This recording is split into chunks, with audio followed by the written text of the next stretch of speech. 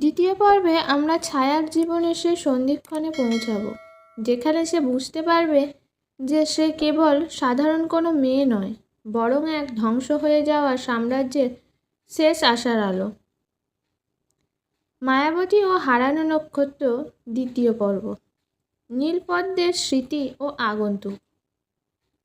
পাখিটিকে সুস্থ করার ঘটনার পর থেকে ছায়ার মনে এক অদ্ভুত অস্থিরতা দানা বাঁধতে শুরু করলো। সে অনুভব করতে পারল তার হাতের তালু মাঝে মধ্যেই গরম হয়ে ওঠে এবং তার কানে খুব দূর থেকে ভেসে আসা কোনো কান্নার সুর অনুরণিত হয়। রহমত মিয়া আর মরিয়ম তাকে সাবধানে আগলে রাখলেও তারা জানতেন সত্যকে বেশি দিন গোপন করা সম্ভব নয়। সেদিন ছিল পূর্ণিমা। গ্রামবাসী সবাই ঘুমিয়ে কাঁদা, কিন্তু ছায়ার চোখে ঘুম নেই। সে জানালার পাশে বসে চাঁদের দিকে তাকিয়েছিল। হঠাৎ দেখল তার কপালের সেই নীল জন্মদাগটি থেকে উজ্জ্বল নীল আলো বিচ্ছুরিত হচ্ছে। সে নিজের অজান্তেই ঘর থেকে বেরিয়ে এলো এবং বনের গভীরে যেখানে একটি ছোট ঝর্ণা ছিল সেখানে গিয়ে দাঁড়ালো। আয়নার মতো জল ঝর্ণার টলটলে জলের সামনে গিয়ে দাঁড়াতেই ছায়া দেখল জলেতে তার প্রতিবিম্বের বদলে অন্য কিছু দেখা যাচ্ছে। সে দেখল আকাশের ওপর ভেসে থাকা এক বিশাল শহর, যেখানে নীল রঙের স্ফটিকের প্রাসাদ রয়েছে। সেখানে এক সুন্দরী নারী, যার কপালে ছায়ার মতোই নীল দাগ, একটি শিশুকে নদীতে ভাসিয়ে দিচ্ছেন। ছায়া দেখল সেই নারীর চোখে জল, আর তার পেছনে দাউ দাউ করে জ্বলছে আগুনের শিখা। হঠাৎ একটি গম্ভীর কণ্ঠস্বর বন কাঁপিয়ে ভেসে এলো, ছায়া, তুমি সাধারণ নও, তুমি নীলপদ্ম রাজ্যের রাজকুমারী। তোমার মতো তোমাকে বাঁচানোর জন্য এই মর্তের পৃথিবীতে পাঠিয়েছেন। ছায়া ভয় পেয়ে পেছনে ঘুরে তাকালো। দেখল এক বৃদ্ধ লোক দাঁড়িয়ে আছে। তার চুল আর দাড়ি ধপধপে সাদা, আর হাতে একটি লাঠি। বৃদ্ধের নাম মহাগুরু ধ্রুব। তিনি ছায়াকে দেখলেন যে কালিন্দী নদীর তীরে আসা সেই কালো আলখাল্লা পরা লোকটি কোনো সাধারণ মানুষ নয়। সে হলো অশুভ জাদুকর কালভৈরব এর সেনাপতি। মহাগুরু ছায়াকে শোনালেন সেই করুণ ইতিহাস।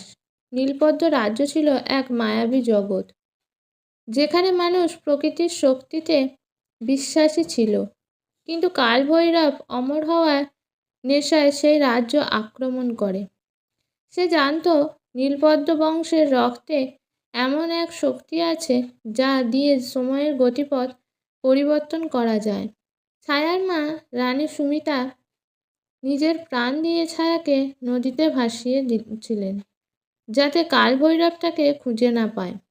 ছায়া কাঁপতে কাঁপতে বলল, আমি তো কিছুই জানি না, আমি কিভাবে তাদের হাত থেকে বাঁচাবো?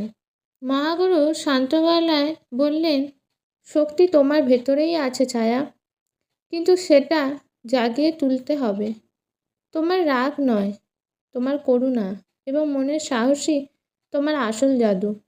পরদিন সকালে গ্রামে বিভীষিকা নেমে এলো। সেই কালো আলখাল্লা পরা লোকটি, যার নাম অর্ক, তার হাতে থাকা এক জাদুদণ্ড দিয়ে পুরো গ্রামের আকাশ কালো করে দিল।